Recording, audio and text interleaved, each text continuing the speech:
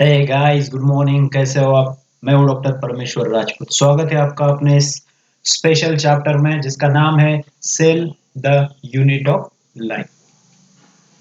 अभी हम देखेंगे, आज हम स्टार्ट करने वाले हैं 11th standard biology based on NCERT. Based on NCERT हम बायोलॉजी का 11th स्टैंडर्ड का यूनिट नंबर 3 में 3 चैप्टर है। Cell the unit of life, biomolecule and cell division and cell cycle. उसका जो फर्स्ट चैप्टर है cell the unit of life, वो आज हम स्टार्ट करेंगे। ठीक है, तो स्टार्ट करते हैं। ब्लैक पेन ले लेंगे। चलो, what is the cell? The first question should arise in your mind, that is, what is the cell? What is the cell? What is the cell? The question itself in a line. ये जो line है, इसके अंदर ही उसका मतलब छुपा है। The unit of life. Cell क्या है? It's a unit of life. What is, कौन सा unit? It's a basic unit of life. What? It's a basic unit of life. Basic को और एक वर्ड है फंडामेंटल यूनिट ऑफ लाइफ। कौन सा यूनिट ऑफ लाइफ है? इट्स अ बेसिक और फंडामेंटल यूनिट ऑफ लाइफ। ये एक लाइन समझा। और एक इसमें वर्ड जोड़ा जाता है, cell is the structural and and functional unit of life. Structural and functional unit of life. Functional unit of, इसका मतलब समझिए। सेल को लाइफ का स्ट्रक्चरल और फंक्शनल यूनिट क्यों बोला जाता है? बेसिक तो हमको पता है, क्योंकि कौन सी भी बॉडी हो, कौन सा भी लिविंग ऑर्गेनिज्म में कौन सी भी बॉडी हो, उसका जो बेसिक स्ट्रक्चर रहता है वो सेल ही रहता है, क्योंकि बॉडी स्टार्ट ही सेल से बनती है। जैसे ह्यूमन बींग का भी एग्जाम्पल ले ले आप। ह्यूमन बींग की स्टार्टिंग जो मदर के यूटेरस में होती है, एक जाइगोट से होती है, सिंगल सेल रहती है, डिप्लॉयड सिंगल सेल रहती है। उससे उसका डिवीजन होके वो जाइगोट से इम्ब्रियो बनता है। व्हाट? इम्ब्रियो बनता है। It's a multi cellular structure. उससे ह्यूमन एक फिटल स्ट्रक्चर बनता है, फिटल स्ट्रक्चर। ओके, उससे धीरे धीरे ग्रोथ होके एक ह्यूमन बींग का एक स्ट्रक्चर बनता है, क्योंकि सेल से ही तो ह्यूमन बींग का स्ट्रक्चर बना है। राइट? यही सेल है जो स्ट्रक्चर बनाती है किसका? लाइफ का। और human being is the life, one of the life. Structure तो बनाती है। और फंक्शन, फंक्शन क्यों दिया है? क्योंकि सेल के अंदर ही वो सब चीजें होती है जो बॉडी को चाहिए। जैसे सेल के अंदर रेस्पिरेशन होती है, क्योंकि सेल के अंदर ऑक्सीजन का यूज किया जाता है और इसके बाहर कार्बन डाइऑक्साइड बाहर छोड़ा जाता है। राइट? कैसे? कैसे ऑक्सीजन का यूज कब होता है? कौन सी प्रोसीजर में ऑक्सीजन का यूज होता है? आप बताइए, कौन सी प्रोसीजर में होता है? आप देखते हैं रेस्पिरेशन, क्लोरोप्लास्ट। अभी ये आपको बाद में आएगी, अभी बस एक हिंट देता हूं। क्लोरोप्लास्ट, माइटोकॉन्ड्रिया के अंदर आपको ये सब चीज मिलेगी। माइटोकॉन्ड्रिया के अंदर आपको एनर्जी बनेगी, वो एनर्जी आपको बॉडी में यूज होगी और सेल के अंदर ही यूज होगी। बॉडी के अंदर वो एनर्जी एटीपी के फॉर्म में अपने को बॉडी को भी यूज होती है। क्लोरोप्लास्ट, क्लोरोप्लास्ट के अंदर भी कार्बोहाइड्रेट बनता है, टूटता नहीं है, कार्बोहाइड्रेट बनता है और ऑक्सीजन का यूज होता है और कार्बन डाइऑक्साइड बनता है क्लोरोप्लास्ट के अंदर। तो ये जो प्रोसीजर है, सेल का ही जो फंक्शनल जो स्ट्रक्चर रहता है, सॉरी सब फंक्शन रहता है पूरे बॉडी का, वो बेसिक कौन करता है? सेल के अंदर ही होता है। बेसिक सेल के अंदर होता है। ओके, तो आप डेफिनेशन लिखना चाहोगे तो कैसे लिखोगे? बस इसको ही जोड़ दो, ये वर्ड्स मैंने अभी जो ऐड किए हुए इसको जोड़ दो। कैसे लिखेंगे डेफिनेशन? देखो, पहले तो ये वर्ड आएगा, इट्स बेसिक और फंडामेंटल। और दूसरा ये वर्ड, पहले ये वर्ड लिख देना, दूसरा ये, थर्ड ये वाला। बस खत्म डेफिनेशन। ये देखो, cell is cell is cell is fundamental fundamental structural. ये देखो, पहला लिख दिया। सेकंड, बेसिक भी लिख सकते हो। Cell is the basic structural functional, लेकिन बेसिक और फंडामेंटल में फंडामेंटल वर्ड अच्छा लगता है। Fundamental structural and functional unit of life. Functional unit of life. Life का और भी एक वर्ड लिख सकते हो आप लाइफ की जगह पे, all living organism, all living organism. तो इसको आप ऐसे भी लिख सकते हो, of unit of all living organism. समझे? ये हुआ उसका डेफिनेशन। समझ गए? Cell is the basic unit of life, और it's a fundamental unit of life, और it's a structural and functional unit of life. तो डेफिनेशन बना, cell is the fundamental, structural and functional unit of living organism और life. Okay, अब इसमें next हम देखते हैं, जो ऑर्गेनिज्म हमने देखा, एक सेल से ही ऑर्गेनिज्म बनता है, राइट? सेल से एक ऑर्गेनिक ह्यूमन बीइंग का स्ट्रक्चर, लेकिन बनता कैसे? एक चेन रहती है इसकी। अभी वो चेन आपको मैं एक जस्ट शॉर्ट में बता देता हूं। देखो, आपने 8 9 10 स्टैंडर्ड में देखा होगा कि सेल से टिश्यू बनता है, राइट? टिश्यू से ऑर्गन बनता है, ऑर्गन से सिस्टम बनती है, और सिस्टम से एक ऑर्गेनिज्म बनता है और एक इंडिविजुअल बनता है। क्या बनता है? एक इंडिविजुअल और ऑर्गेनिज्म, राइट? जैसे हम ह्यूमन बीइंग का एग्जांपल ले, यहां पर suppose this is the human being, और ये सेल है जाइगोट। कौन सा सेल है? Zygote cell, diploid zygote cell is the zygote. Okay, अभी इससे सेल बना, कौन सा टिश्यू बना इससे? अब ये सेल के अंदर ये बहुत सारे सेल बन गए, तो बहुत सारे सेल को मिला के हम क्या बोलते हैं? टिश्यू बोलते हैं। तो इसका क्या बोलेंगे? इट्स एम्ब्रियो, एम्ब्रियो बना, राइट? अब इससे एक ऑर्गेनिज्म बना देंगे हम, कौन सा भी एक ऑर्गेनिज्म इससे। जैसे फिटस के अंदर बहुत सारे ऑर्गेनिज्म बनते हैं, राइट? फर्स्ट और सेकंड ट्राइमेस्टर के, मदर के वूम्ब में, मदर के यूटेरस में। ओके, तो एम्ब्रियो से हम एक स्ट्रक्चर बनाएंगे, जैसे हमने बता दिया स्टमक। क्या बना है? स्टमक। एक एग्जांपल लेते हैं, स्टमक।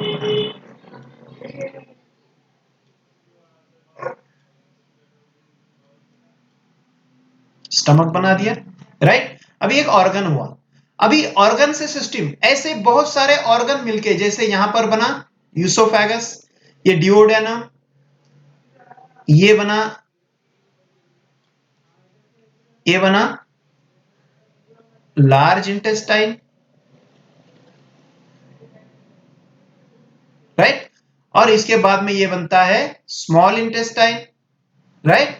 स्मॉल इंटेस्टाइन, ये लॉन्ग रहता है, स्मॉल नाम के लिए स्मॉल रहता है, लेकिन सबसे लंबा रहता है, कि ये हुआ रेक्टम। अभी ये तो, इसमें ऑर्गन कितना है? एक ऊपर का ईसोफेगस एक ऑर्गन हुआ, राइट? ईसोफेगस, ये स्टमक, राइट? स्टमक, इसके अंदर ये हुआ लार्ज इंटेस्टाइन, लार्ज इंटेस्टाइन, ये हुआ स्मॉल इंटेस्टाइन। ऑर्गन तो बहुत सारे बन गए, यही तो ऑर्गन से क्या बना है? एक सिस्टम बना। ये सबको मिला के क्या बोलेंगे? एक सिस्टम बोलेंगे। कौन सी सिस्टम बनी है?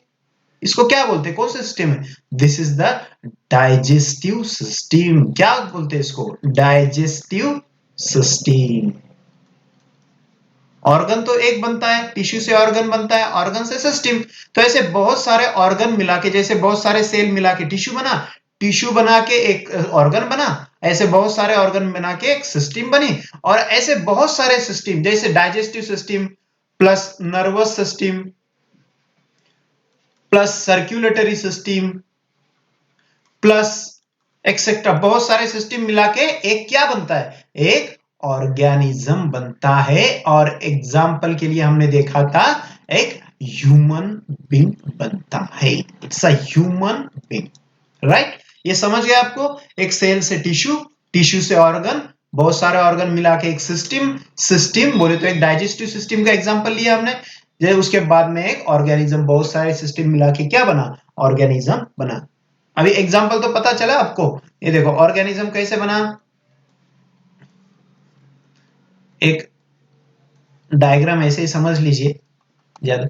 ये देखो ये ब्रेन है, ये स्पाइनल कॉर्ड, इसको क्या बोलते हैं नर्वस सिस्टम, इसके अंदर रहते हैं स्टमक, और ये इसको क्या बोलते हैं डाइजेस्टिव सिस्टम, इसके बाद अंदर सर्कुलेटरी, इसके अंदर ब्लड रहेंगे पूरे बॉडी के अंदर ब्लड, ये हुआ सर्कुलेटरी सिस्टम, ब्रेन का नर्वस सिस्टम, ये स्टमक का डाइजेस्टिव सिस्टम, इसके अंदर लीवर का हिपैटिक सिस्टम रहती है, रेस्पिरेटरी सिस्टम, लंग्स वो बना, लंग्स और रेस्पिरेटरी सिस्टम, राइट। और इसके बाद में आप बोल सकते हो बॉडी का जो सेल्स वो रहता है स्ट्रक्चर, डर्मेटिक सिस्टम रहता है पूरा स्ट्रक्चर, ओके। तो एक बॉडी बनती है, राइट, एक इंडिविजुअल।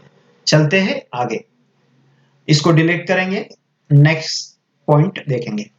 अभी देखो ऐसे ऑर्गेनिज्म बनता है, राइट। अभी ये जो ऑर्गेनिज्म हमने देखा है ह्यूमन बीइंग, ये कितने सेल से बना है, बहुत सारे सेल मिला के बना है, राइट। तो ये ऑर्गेनिज्म को क्या बोलेंगे, it's a multi cellular organism. क्या बोलेंगे इसको, it's a multi cellular organism, it's a multi cellular organism, right, multi cellular, multi cellular organism, organism, okay. Second है, अभी ए कैसे बना, सिंगल सेल से बना, right. This is the from, sorry, ये मल्टी सेलुलर ऑर्गेनिज्म कैसे बना, मल्टी सेल मींस मल्टी बोले तो मैनी सेल से बना, बहुत सारे सेल को मिला के बना। अभी जैसे एक सिंगल सेल से बनेगा तो उसको क्या बोलेंगे हम, उसको बोलेंगे it's a unicellular organism, unicellular organism, unicellular organism. इसमें यूनि का मतलब क्या है, यूनि का मतलब क्या रहता है, single, uni means a single, by means two, tri means three, uni means one, single, right. तो एक सिंगल सेल से जब ऑर्गेनिज्म बनता है उसे बोलेंगे यूनिसेलुलर ऑर्गेनिज्म, और जब मेनी सेल से बनता है उसे बोलेंगे मल्टी सेलुलर ऑर्गेनिज्म। इसमें एग्जांपल क्या लिखेंगे आप, ह्यूमन बीइंग का, प्लांट लिख सकते हैं, एनिमल, राइट। अब इसमें यूनिसेलुलर ऑर्गेनिज्म में क्या रहते हैं, अमीबा, पैरामेसियम,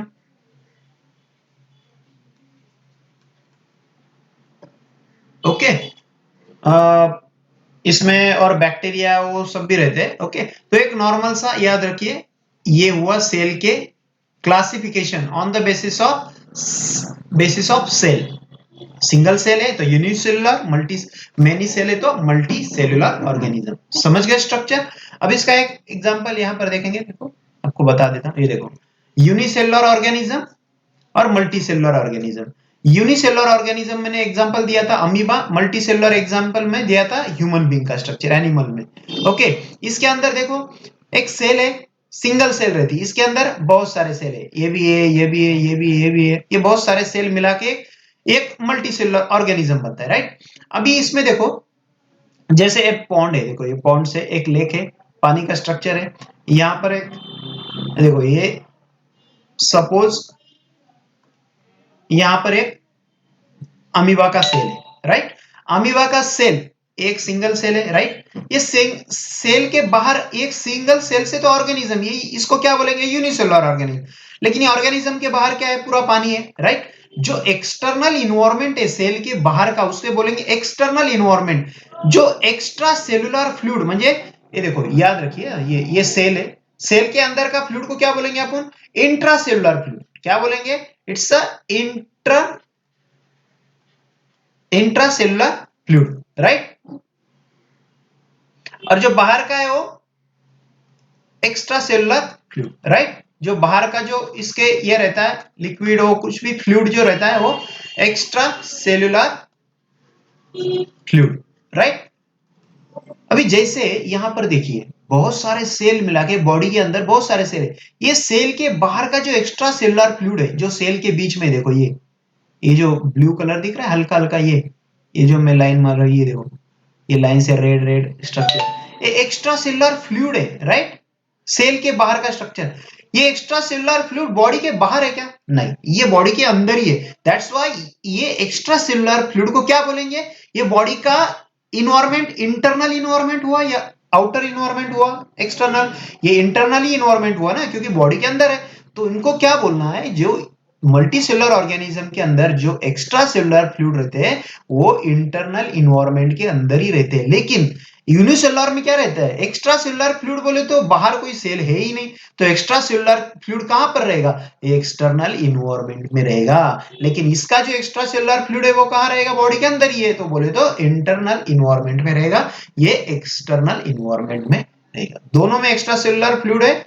ओके, ये एक्स्ट्रा एक्सटर्नल इन्वायरमेंट के अंदर रहेगा, ये इंटरनल इन्वायरमेंट के अंदर रहेगा। ये माइक्रोस्कोपिक स्ट्रक्चर है।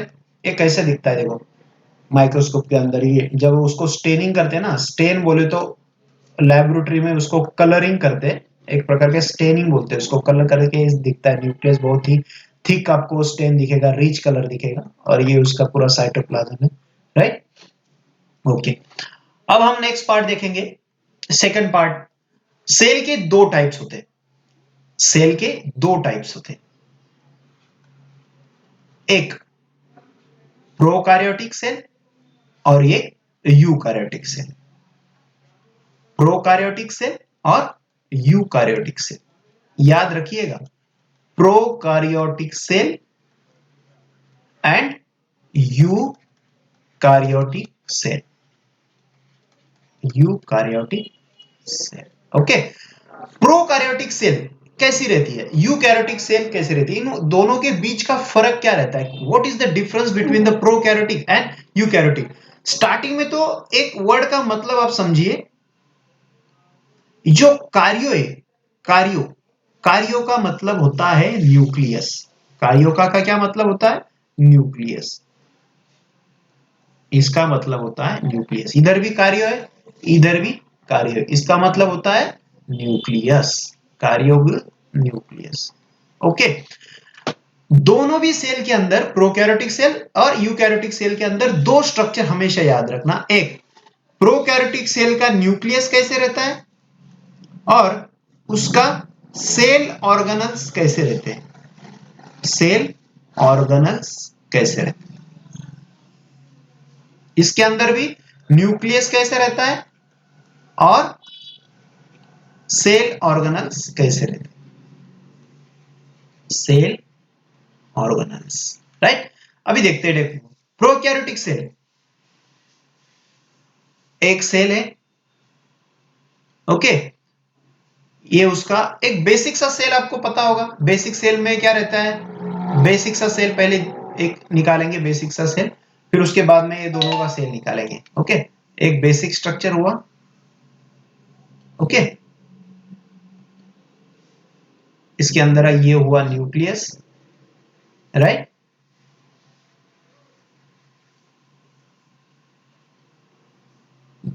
और ये हुआ उसके अंदर का साइटोप्लाज्म। ये हुआ बेसिक सा स्ट्रक्चर। ओके, ये बेसिक स्ट्रक्चर बता रहा हूं, उसके अंदर बहुत सारे ऑर्गेनल्स रहते हैं, वो बाद में हम देखेंगे। ये हुआ अंदर का साइटोप्लाज्म। Okay,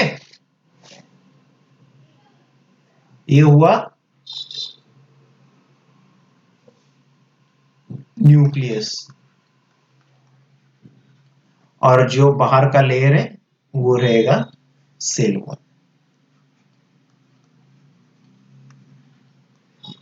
right? अभी यहां पर जो न्यूक्लियस है और साइटोप्लाज्म, ये दोनों को मिला के एक वर्ड रहता है, वो वर्ड को क्या बोलते हैं? वो वर्ड को बोलते हैं प्रोटोप्लाज्म। क्या बोलते हैं उसको? प्रोटोप्लाज्म। प्रोटोप्लाज्म। प्लाज्म कहां से आया? साइटोप्लाज्म से, प्लाज्म। और प्रोटो का मतलब होता है न्यूक्लियस, क्योंकि आपको पता है जब एटम के अंदर ये चार्ज रहते हैं, प्रोटॉन, एटम के अंदर जो न्यूक्लियस रहता है ना, प्रोटॉन, न्यूट्रॉन, इलेक्ट्रॉन, तो न्यूक्लियस के अंदर मेन रहता है प्रोटॉन। दैट्स व्हाई न्यूक्लियस को बोला जाता है proto. That's why cytoplasm plus nucleus, इसको बोला जाता है प्रोटोप्लाज्म। ये बेसिक सेल हुआ, राइट? अभी प्रोकैरियोटिक सेल के अंदर क्या प्रॉब्लम रहता है? देखो, प्रोकैरियोटिक सेल के अंदर जो न्यूक्लियस रहता है ना, न्यूक्लियस, वो न्यूक्लियस को मेम्ब्रेन नहीं रहता है, जो मेम्ब्रेन नहीं रहता है। तो न्यूक्लियस के अंदर का जो मटेरियल है वो पूरा ऐसे रहता है, उसको परफेक्ट ऐसे वेल न्यूक्लियस से कवर नहीं रहता है वो, राइट। और इसके अंदर जो सेल रहती है, इसके अंदर जो न्यूक्लियस रहता है, इसके अंदर देखो, अब ये हुआ सेल, राइट, और इसके अंदर जो हुआ न्यूक्लियस, इसके अंदर न्यूक्लियस एकदम वेल डिफाइंड रहता है, उसको मेम्ब्रेन रहती है, उसको बोलते हैं न्यूक्लियर मेम्ब्रेन। और इसके अंदर का ये साइटोप्लाज्म, ये सॉरी न्यूक्लियोलस रहता है, न्यूक्लियस के अंदर भी न्यूक्लियोलस। लेकिन इसके अंदर क्या रहता है, इसके अंदर जो अभी आपको तो पता है न्यूक्लियस के अंदर क्या रहता है, जेनेटिक मटेरियल रहता है। क्या रहता है, जेनेटिक मटेरियल, जेनेटिक मटेरियल रहता है। आपको ये तो पता होगा, जो मदर और फादर से जो बच्चे के अंदर जो कैरेक्टर्स आते हैं, जो कैरेक्टर इनहेरेंस, जो अपन उसको बोलते हैं, उसके वंश जो आता है, उसका जो कैरेक्टर्स रहता है, जैसे बच्चे का नाक हो, आंख हो, वो पप्पा मम्मी जैसा दिखता है, ओके, मदर फादर जैसा दिखता है। ये जो कैरेक्टर है वो कहां से आते हैं, ये जेनेटिक मटेरियल, ये जेनेटिक मटेरियल जो रहता है ना, वही उसी से वो कैरेक्टर आते हैं, उसको बोलते हैं डीएनए। इसके अंदर डीएनए, आरएनए, ओके, ये रहते हैं। DNA RNA is the genetic material, right. अभी ये इसका प्रोकैरियोटिक सेल के अंदर जो जेनेटिक मटेरियल रहेगा वो कैसा रहेगा, उसको न्यूक्लियर मेम्ब्रेन रहेगा क्या, नहीं। इसके अंदर न्यूक्लियर मेम्ब्रेन जो रहेगा वो कैसा रहेगा, नेक्ड रहेगा, न्यूक्लियर, सॉरी, इसको क्या, न्यूक्लियर जेनेटिक मटेरियल कैसा रहेगा, genetic material, genetic material naked रहेगा। कैसे रहेगा, नेक्ड। नेक्ड का मतलब क्या होता है, हम हिंदी में बोलते हैं नग्न, नंगा, ओके, मराठी में बोलते हैं नग्न, मीन्स जैसे उसने, एक ह्यूमन बींग है, उसने कपड़े ही नहीं पहने हुए अंग पे, जैसे न्यूक्लियस ने उसके ऊपर एक मेम्ब्रेन का जो कवर रहता है वो कवर है ही नहीं उसको, that's why it is new naked, okay. और इसमें क्या खासियत है, न्यूक्लियस को न्यूक्लियर मेम्ब्रेन रहता है क्या, no, nuclear membrane is absent। क्या लिखोगे यहां पर, nuclear membrane, nuclear membrane, nuclear membrane is absent। क्या रहेगी ये, absent रहेगी। दैट्स व्हाई इसको एक वर्ड बोला, it is not well defined nucleus, not well defined, not well defined. ये कट कर देंगे हम।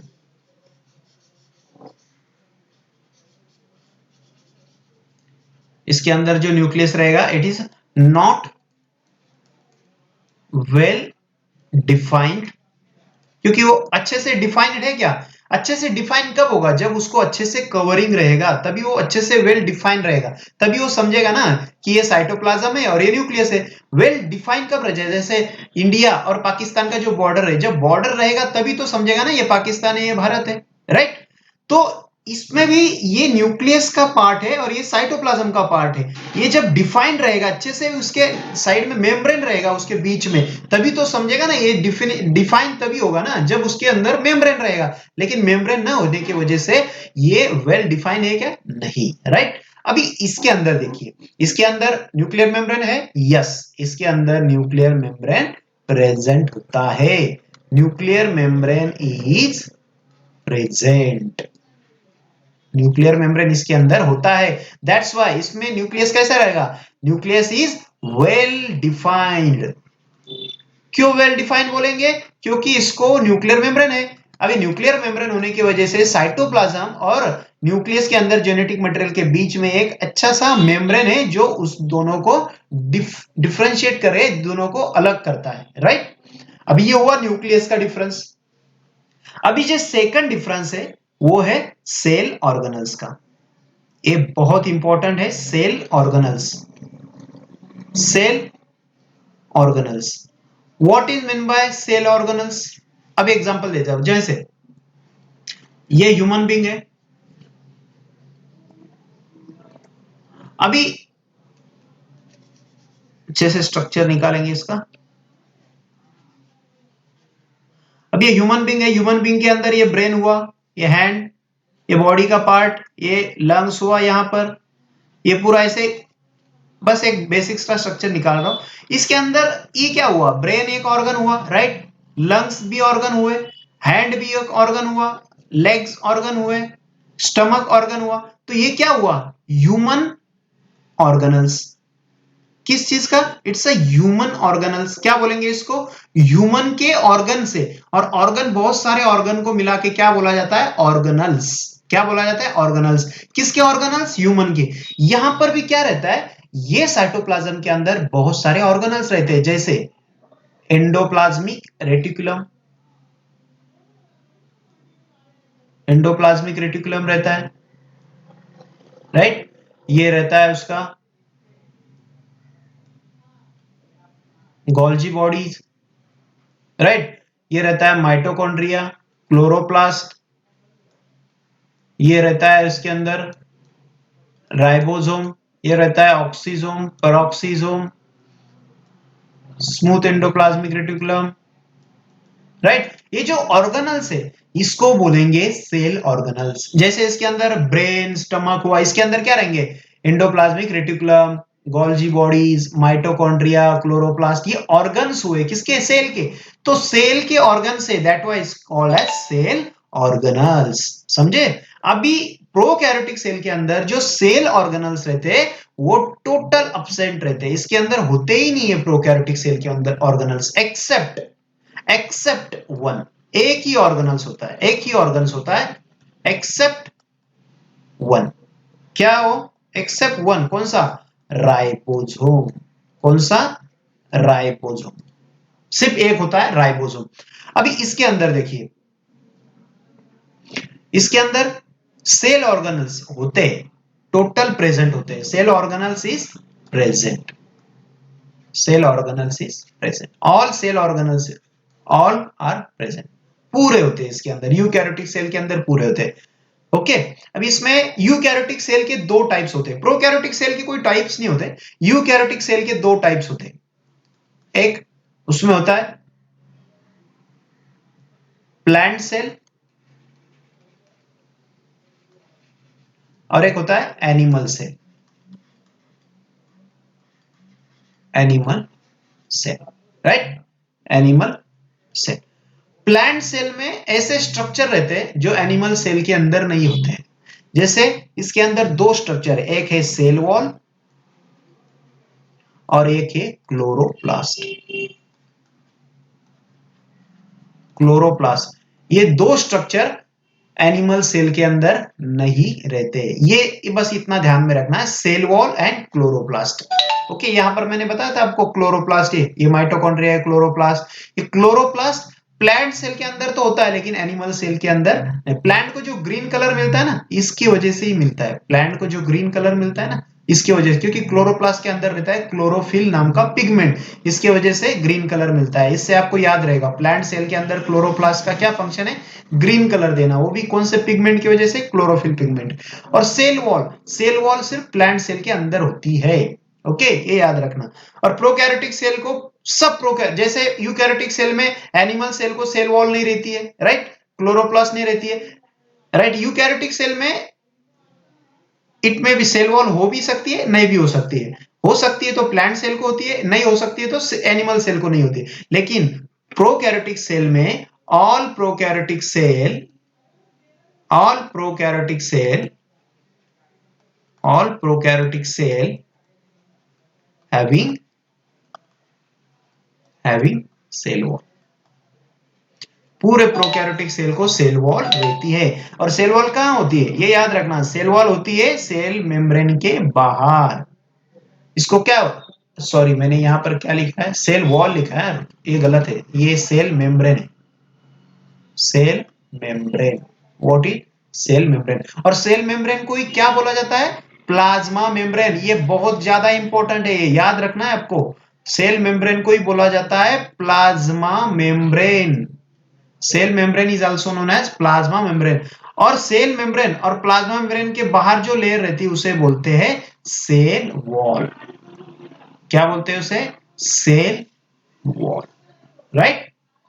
ओके, ये हुआ दोनों के बीच का डिफरेंस। और छोटा मोटा डिफरेंस और भी है, जैसे प्रोकैरियोटिक सेल छोटी रहती है, ये थोड़ा बड़ी रहती है। प्रोकैरियोटिक सेल बड़ी रहती है, लार्ज रहती है, ये छोटी रहती है। लेकिन ये इसमें प्रोकैरियोटिक सेल में बहुत ज्यादा सेल बहुत फास्ट बनती है, एक सेल से दो सेल बनना ये बहुत ज्यादा फास्ट, इसमें स्लो बनता है, इसमें जो डिवीजन होता है सेल का वो स्लो होता है, राइट।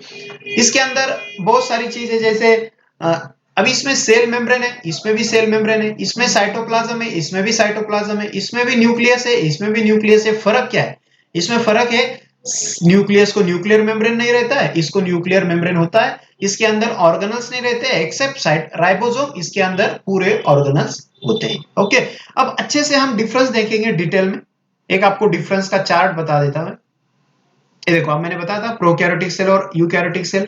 देखो, प्रोकैरियोटिक सेल होता है, ये होता है यूकैरियोटिक सेल। यूकैरियोटिक सेल के दो टाइप्स, प्लांट और एनिमल सेल, राइट, प्लांट और एनिमल सेल। और ये होते हैं, ये देखो, इस पे एनिमल सेल के बाहर सिर्फ सेल मेम्ब्रेन है, बाहर से और लेयर है क्या? ये सेल वॉल रहता है जो एनिमल सेल के अंदर एब्सेंट रहता है। इसमें देखो दो लेयर रहेंगे, ये अंदर का सेल मेम्ब्रेन और ये बाहर का सेल वॉल, ये याद रखना है। इसके अंदर वैक्यूल बहुत बड़ा रहता है, अभी वैक्यूल बोलते हैं इसको, वैक्यूल बहुत बड़ा रहेंगे, वो अपन नेक्स्ट देखेंगे आगे लेक्चर में, बस याद रखना है एक डायग्राम। अभी देखो डिफरेंस आपको मैं बता देता हूं बस। प्रोकैरियोटिक सेल और यूकैरियोटिक सेल के अंदर डिफरेंस याद रखना है, और ये चार्ट आपको या रट्टा करना है, इसका एकदम मगअप करना है इसको। देखो, प्रोकैरियोटिक सेल के अंदर स्मॉल रहती है, मैंने बताया था, यूकैरियोटिक सेल लार्जर रहती है। इसके अंदर ये प्रोकैरियोटिक सेल यूनिसेलुलर रहती है, ये मल्टीसेलुलर भी रहती है और यूनिसेलुलर भी रहती है, मैं बाद में बताऊंगा, बस ये अभी याद रखो। इसके अंदर देखो न्यूक्लियस और any membrane bound organelle such as mitochondria, इसके अंदर नो न्यूक्लियस रहता है। नो न्यूक्लियस का मतलब इनको बोलना है न्यूक्लियर मेम्ब्रेन नहीं रहता है, न्यूक्लियर मेम्ब्रेन नहीं रहता है, न्यूक्लियर मेम्ब्रेन इज एब्सेंट। इसके अंदर देखो, ऑलवेज हैव न्यूक्लियस और membrane bound organelles, membrane bound organelles रहते हैं। ओके, डीएनए कैसे रहता है इसमें? इसमें सर्कुलर रहता है, इसमें लीनियर रहता है, ये याद रखना है। डीएनए कहाँ रहते हैं, जेनेटिक मटेरियल कहाँ रहता है? न्यूक्लियस के अंदर। अभी डीएनए है बोले तो न्यूक्लियस होगा, सिर्फ न्यूक्लियस को न्यूक्लियर मेम्ब्रेन नहीं रहता है, ये याद रखना। इसके अंदर मैंने बताया था, इसके प्रोकैरियोटिक सेल के अंदर सेल ऑर्गेनल्स में क्या रहता है, सिर्फ राइबोसोम रहता है। इसमें जो राइबोसोम रहता है वो स्मॉल रहता है, उसको बोलते हैं 70s, और इसमें रहता है लार्ज 80s। ये क्या रहता है वो अपन अगले लेक्चर में देखने वाले, ये डिटेल में देखने वाले हैं, राइबोसोम का स्ट्रक्चर, उसका फंक्शन। इसके अंदर साइटोस्केलेटन नहीं रहता है, और इसके अंदर साइटोस्केलेटन होता है। अभी साइटोस्केलेटन का मतलब क्या है? देखो, स्केलेटन का मतलब क्या होता है? Bony structure, hard structure, bony structure, क्या? Bony structure. और साइटो बोले तो क्या? सेल। ओके, सेल के अंदर जो बोनी स्ट्रक्चर रहता है, ये देखो, ये सेल है, ये सेल वॉल, ये सेल मेम्ब्रेन, और सेल के बीच में ना ऐसे फाइबर्स रहते हैं, ट्यूब्यूल्स रहते हैं, फिलामेंट्स रहते हैं, ये क्या बोलते हैं इसको? साइटोस्केलेटन का शेप देती है। लेकिन इसके अंदर वो नहीं रहता है, इसके अंदर वो साइटोस्केलेटन नहीं रहता है, लेकिन यूकैरियोटिक सेल के अंदर साइटोस्केलेटन रहता है। साइटोस्केलेटन का जैसे ह्यूमन बीइंग के अंदर जो हड्डियां रहती है, राइट, वो हड्डियां जो रहती है ना, हड्डियां, वो हड्डियों को, बोन को क्या बोला जाता है? स्केलेटन। क्या? स्केलेटन का मतलब हिस्सा, it's a structure of bone. ये स्केलेटन की वजह से ही हम खड़े हो पाते हैं, हम जो चल पाते हैं, ये बोन की वजह से ही, ये बोन की वजह से हमें शेप है, बॉडी को शेप मिला हुआ है, ये बोन की वजह से, राइट। ये सेल स्केलेटन, ये क्या हुआ? Human skeleton. ये सेल का स्केलेटन को क्या बोलेंगे? सेल को और बोला जाता है साइटो। क्या बोला जाता है? साइटो। साइटो बोले तो cell, that's why it is called as cytoskeleton. इसके अंदर साइटोस्केलेटन है क्या? नहीं, इसके अंदर साइटोस्केलेटन है। ओके, इसके अंदर मोटिलिटी किस वजह से होती है? इसके अंदर मोटिलिटी होती है फ्लैगेलम की वजह से। Okay, flagellum. ओके, और इसके अंदर मोटिलिटी किस चीज से होती है? ट्यूबुलिन की वजह से, याद रखना है, बस बाद में हम देखेंगे इसको। फ्लेक्सिबल ट्यूबुलिन रहता है, एंडुलिपोडियम, ये वेविंग मोशन होता है इसमें। इसमें सेल डिवीजन बाइनरी फिजन से होता है और फास्ट होता है, ये याद रखना है। एक सेल से बहुत ज्यादा सेल बनता है, वो फास्ट बनते हैं। इसमें सेल डिवीजन माइटोसिस और मियोसिस में। ये माइटोसिस क्या रहता है, मियोसिस जो क्या रहता है, जो मैंने बताया था आपको, ये यूनिट के अंदर 3 चैप्टर देखने वाले हैं। जो अभी स्टार्ट है वो चैप्टर है, इसके बाद वाला चैप्टर है बायोमोलिक्यूल, इससे लास्ट वाला जो चैप्टर है ना, सेल डिवीजन और सेल साइकिल। जो सेल डिवीजन है वो सेल डिवीजन बोले तो माइटोसिस एंड मियोसिस, ये दोनों स्ट्रक्चर है ना, ये यूकैरियोटिक सेल के अंदर, ये दोनों हम उस चैप्टर में देखेंगे। ओके, आपको सिंपल सा बता देता हूं, माइटोसिस का मतलब होता है एक सेल से दो सेल बनना, और मियोसिस का मतलब होता है एक सेल से चार सेल बनना। बस इतना अभी याद रखो, बात का हम बाद में देखेंगे। ओके, माइटोसिस बोले तो दो सेल, मियोसिस बोले तो चार सेल, एक सेल से चार, एक सेल से दो, याद रहेगा। माइटोसिस का मतलब एक सेल से दो सेल बनना, मियोसिस का मतलब एक सेल से चार सेल बनना। इसके अंदर जो रिप्रोडक्शन होता है वो असेक्सुअल रहता है, क्योंकि बाइनरी फिजन हो रहा है ना, तो ये असेक्सुअल ही रहेगा। इसके अंदर असेक्सुअल भी हो सकता है, सेक्सुअल भी हो सकता है। इसमें metabolic pathway, variety of metabolic pathway रहता है। अब ये क्यों रहता है, क्या रहता है, क्योंकि इसके अंदर जो सेल मेम्ब्रेन रहते हैं ना, बहुत परमिएबल रहती है, राइट। दैट्स व्हाई परमिएबल बोले तो इसके अंदर बहुत सारे आयन जा भी सकते हैं, आ भी सकते हैं। परमिएबिलिटी जो रहती है ना बहुत, ये सेल मेम्ब्रेन बहुत ही ज्यादा डेलिकेट रहती है, बहुत क्या बोलते हैं इसको, एकदम स्लिम लेयर रहती है बहुत ही। ओके, दैट्स व्हाई इसके अंदर बहुत सारे आयंस की मूवमेंट होती रहती है। दैट्स व्हाई जो मेटाबॉलिक पाथवे वो बहुत ज्यादा रहता है। इसमें कॉमन मेटाबॉलिक पाथवे, एक कोई एक सब मॉलिक्यूल, कोई भी, जैसे सोडियम पोटेशियम, इसके अंदर सेल को सोडियम की जरूरत है तो वो सोडियम ही लेगा, पोटेशियम नहीं लेगा। इसका मतलब क्या हुआ, कॉमन मेटाबॉलिक पाथवे जो हर सेल में इसमें नहीं है। इसमें और एक डिफरेंस का चार्ट हम देखेंगे। जैसे देखो अभी ये एक चार्ट है, इसमें मैंने आपको एग्जांपल बताना भूल गया आपको। देखो इसमें जो एग्जांपल है ना, देखो प्रोकैरियोटिक सेल का एग्जांपल बताया था शायद, अमीबा एंड पैरामीशियम। एग्जांपल क्या है, amoeba and paramecium. Amoeba paramecium, इसमें बैक्टीरिया भी एग्जांपल रहेगा, बैक्टीरिया, माइकोप्लाज्मा और पीपीएलओ।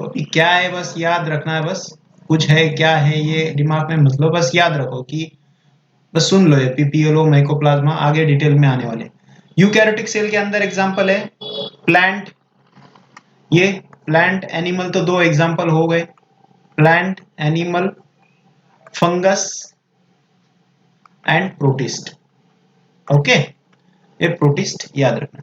इसमें और एक ये डिफरेंस हमने देखा, ये एक डिफरेंस है, एक फास्ट देख लेंगे।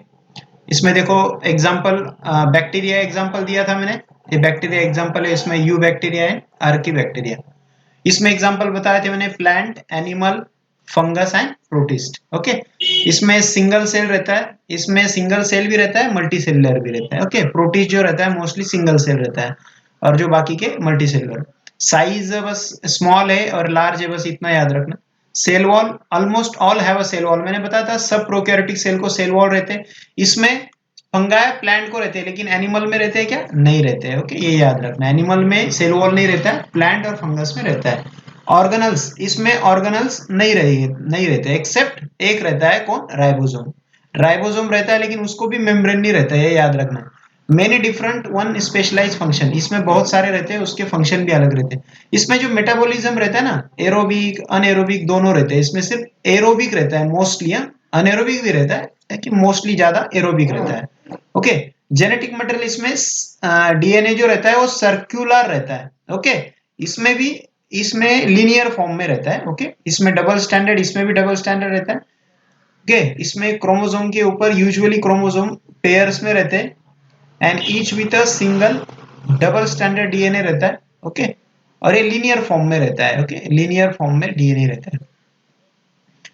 अभी एक चीज तो हमने देख ली डिफरेंस, लेकिन प्रोकैरियोट्स और यूकैरियोट्स के बीच में ऐसी कौन सी चीजें जो दोनों के अंदर पाई जाती है, सिमिलैरिटी बोलते हैं उसको, क्या बोलते हैं, सिमिलैरिटी, जो प्रोकैरियोटिक सेल के अंदर भी होती है और यूकैरियोटिक सेल के अंदर भी होती है, वो चीजें कौन सी, वो अभी हम देखेंगे। ये देखो प्रोकैरियोटिक सेल, यूकैरियोटिक सेल, ये डिफरेंस है। ओल्डेस्ट सेल है, स्मॉल है, इसमें कलर चेंज करेंगे।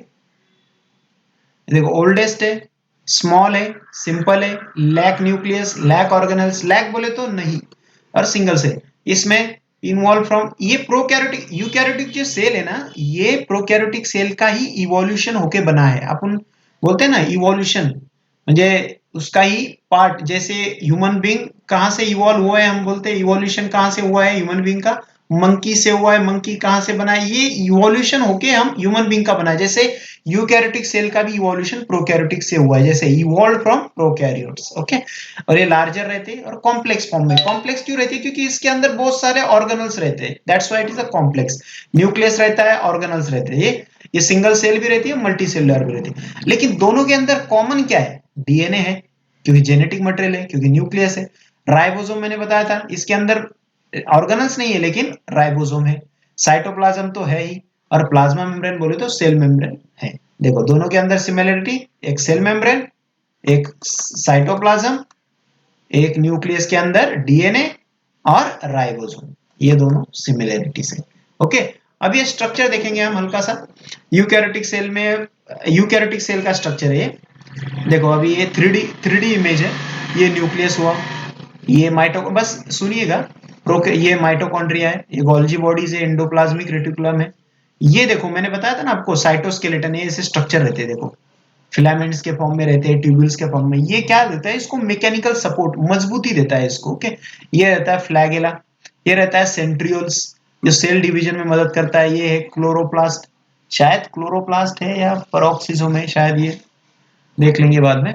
ओके, अभी एक एग्जांपल है देखो सेल के। ऑनियन, जो कांदा रहता है ना, ऑनियन जो रहता है, ऑनियन, ऑनियन को जब हम ऐसे कट करके जब माइक्रोस्कोप के नीचे देखेंगे तो सेल ऐसे दिखेंगे उसको। देखो ये देखो, ये सेल है, ये सेल मेम्ब्रेन है, ये सेल मेम्ब्रेन है, और ये उसका न्यूक्लियस है। देखो ये न्यूक्लियस, ये न्यूक्लियस। ओके, और ये सेल मेम्ब्रेन, सब सेल एक में को अटैच है। ये हुआ उसका, ये देखो, see the world of cell inside the onion. Onion के अंदर सेल ऐसे दिखते हैं, एनसीईआरटी में दिया है, इसका जिक्र किया हुआ है। अभी ये देखो, ये सेल का स्ट्रक्चर है, बस 3D में बताया हुआ है। देखो ऐसे 3D व्यू में ये न्यूक्लियस है, एंडोप्लाज्मिक रेटिकुलम, ये शायद क्लोरोप्लास्ट होगा, ये माइटोकॉन्ड्रिया है, ये एंडोप्लाज्मिक रेटिकुलम में इतने। ओके, ये माइटोकॉन्ड्रिया है, ये शायद लाइसोसोम होगा। ओके, ये वेसिकल्स है। ओके, और ये शायद गोल्जी बॉडी है, और नहीं तो एंडोप्लाज्मिक रेटिकुलम तो इसके नजदीक रहेंगे, ये शायद गोल्जी बॉडीज हो सकती है। चलो, ये पता है आपको ये क्या है? ये है न्यूरॉन। ब्रेन के अंदर जो मेन सेल रहती है ना, न्यूरॉन, ये लॉन्गेस्ट सेल रहती है बॉडी के अंदर। Longest, longest cell of body, longest cell रहती है बॉडी के अंदर, याद रखना है। लार्जेस्ट सेल कौन सी रहती है? लार्जेस्ट सेल जाइगोट, ये याद रखना है आपको। लार्जेस्ट सेल होती है जाइगोट, और लॉन्गेस्ट सेल होती है न्यूरॉन। ओके, ये स्ट्रक्चर है, 3D व्यू में स्ट्रक्चर बताया सेल के। ओके, ये देखो न्यूरॉन ऐसे रहता है, ये सेल का स्ट्रक्चर है, ये न्यूक्लियस है, ये एंडोप्लाज्मिक रेटिकुलम है, ये माइटोकॉन्ड्रिया है, ये क्लोरोप्लास्ट है। ओके, क्लोरोप्लास्ट है, एंड एक गोल्जी बॉडीज है, गोल्जी बॉडीज है, ये गोल्जी बॉडीज है, ये एंडोप्लाज्मिक रेटिकुलम। एंडोप्लाज्मिक रेटिकुलम के ऊपर ये रेड रेड रेड डॉट दिख रहे हैं, ये छोटे छोटे, ये हुआ, ये हुआ, ये हुआ, ये क्या है पता है? राइबोसोम। क्या ये? राइबोसोम है, राइबोसोम। राइबोसोम क्या बनाते हैं? प्रोटीन बनाते हैं, के लिए काम करते हो, आगे डिटेल में देखेंगे। ये सेल देखा था हमने। ओके, ये भी, ये देखो कितना अच्छा सा ये बताया हुआ है। देखो ये सेल है, ये सॉरी न्यूक्लियस है। न्यूक्लियस के अंदर क्या रहता है? न्यूक्लियोलस, ये याद रखना है, न्यूक्लियोलस, न्यूक्लियोलस। और न्यूक्लियस के अंदर भी जैसे सेल, सेल के साइटोप्लाज्म में जैसे ये सेमी फ्लूइड रहता है, साइटोप्लाज्म का ये लिक्विडस पार्ट रहता है, सेमी लिक्विड। ओके, उसके जैसे न्यूक्लियस के अंदर भी रहता है, उसको बोलते हैं न्यूक्लियोप्लाज्म। न्यूक्लियोप्लाज्म, जैसे सेल के अंदर बोलते हैं साइटोप्लाज्म, उसे न्यूक्लियस के अंदर न्यूक्लियोप्लाज्म रहते हैं। और ये पोर्स रहते हैं, इससे होल्स रहते हैं, होल्स, इसके अंदर होल्स रहते हैं ऐसे न्यूक्लियस को। ओके, ये रहता है एंडोप्लाज्मिक रेटिकुलम, ये रहता है गोल्जी बॉडीज, गोल्जी बॉडीज रहता है, माइटोकॉन्ड्रिया रहता है, ये माइटोकॉन्ड्रिया है, ये क्लोरोप्लास्ट है, एंडोप्लाज्मिक रेटिकुलम है, ये माइटोकॉन्ड्रिया है। ओके, ये शायद पेरोक्सिसोम है। बहुत सारी डिटेल है, ये हम देखेंगे बाद में, लास्ट में। चलो यहीं पर लेक्चर्स एंड करते हैं, मिलते हैं नेक्स्ट लेक्चर में अच्छे से प्रिपेयर होके। ओके, तब तक इसका रिवीजन करिए। और आपका एक होमवर्क रहेगा, आपको ये प्लांट सेल जो हम पढ़ाने वाले नेक्स्ट लेक्चर में, plant cell and animal cell, इसका डायग्राम पांच बार प्लांट सेल की, 5 बार एनिमल सेल की निकालना है। ओके, चलो, थैंक यू।